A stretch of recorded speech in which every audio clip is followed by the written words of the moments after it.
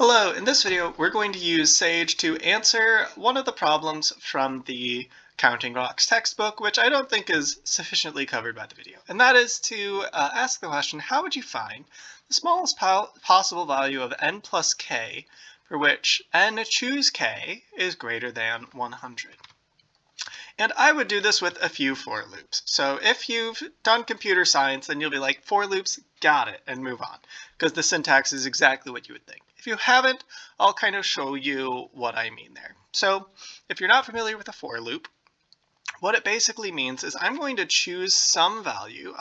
In fact, we'll just start typing it out. I'm going to write something like for s in range, we'll say 20.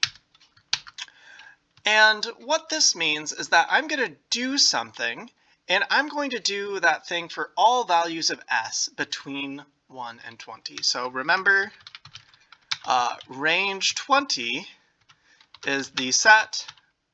It starts from 0 and it goes all the way to 19. It goes one less than 20. Okay. So I'm going to do something for all the values s. And the reason I picked the letter s is because also I picked s because this will represent the sum of n and k. Okay.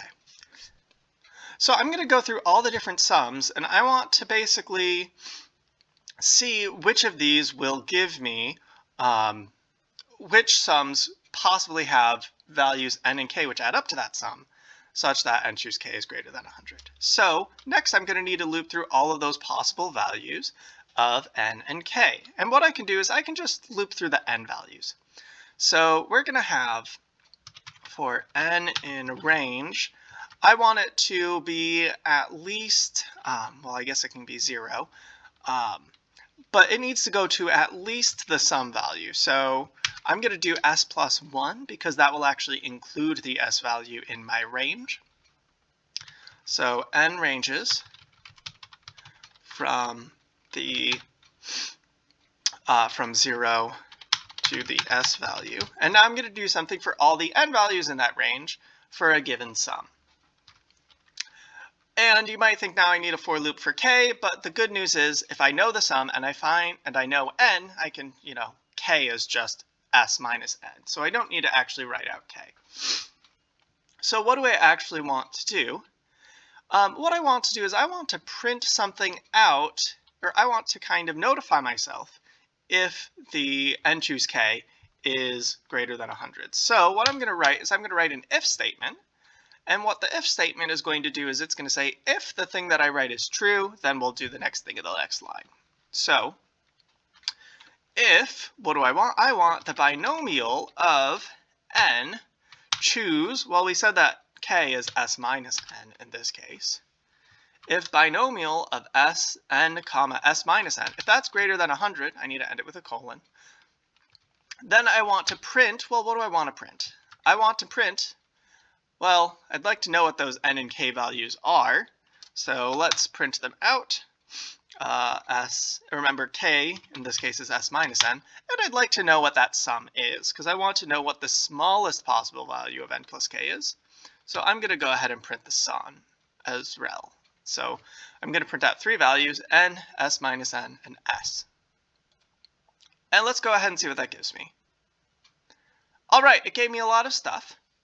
And the first thing we'll notice is that my answer is 13. Because the very first line I got was 9, 4, 13, and then 10, 3, 13. It turns out that both of those are going to be examples where 9 choose 4 is going to be greater than 100, and also 10 choose 3 is going to be greater than 100. And in both of those cases, 9 plus 4 and 10 plus 3 both add up to 13. And it didn't print out anything else for anything less than 13. So this tells me that 13 is the smallest answer possible for that case. So there you go. We wrote a little for loop in Sage that was able to answer this for us. All right. Just for the sake of doing one more example, I want to kind of talk about how in the video, they use this thing called list comprehension, which is basically a fancy way of writing a for loop all in one line. So if you have something like, we'll do list comprehension. Let's say that I want to print out n factorial. How about the factored form of n factorial? Well, actually, we'll get there. And range 10. Remember, this is going to give me, if I print out this, I'll erase what I have before, or I'll just comment it out. Okay. If I do that, then it gives me, the numbers from 0 to 9. Not very interesting. But I can do some things with this. Let's say, let's add if n mod 2 is 0. So I want to only print out the even ones. Okay. But I can actually mix this up a little bit. I could, in fact, do the factorial of n for n in range 10. I can change that first thing, and then it will add that to the list instead. In fact, if I really wanted to, let's see if this works.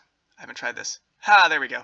It just wrote the factored form of n factorial for all even n from 1 to 10. So that's kind of fun. So when you're doing this list comprehension, you can actually make the elements of the list a little bit more sophisticated by kind of, putting something in special in this first place. So like I could even do 2n plus 3 if I wanted that sequence. Oh, nope. That got sad. Can we do this? Oh. Haha. I'm clever. Okay. There you go. So you can do all sorts of fun stuff with list comprehension. Make little lists for yourself. Okay. So there were 2 quick things. How do we do some basic for loops, and then how do we do some slightly more fancy things with list comprehension. So there you go.